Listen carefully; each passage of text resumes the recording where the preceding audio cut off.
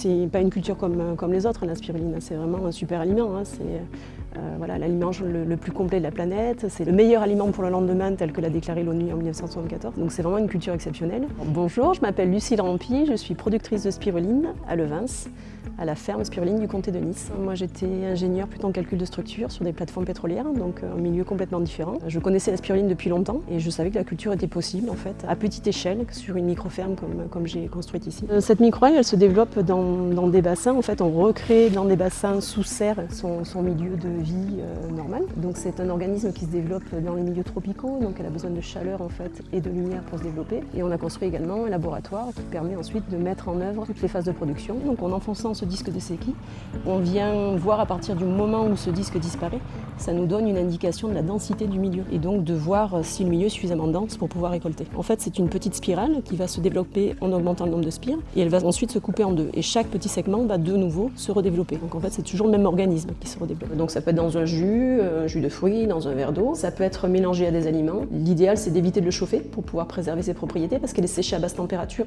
C'est une fierté, effectivement, de représenter le département, de représenter le comté de Nice notamment. Voilà, de faire goûter aussi une spiruline de qualité et que j'espère pouvoir faire connaître.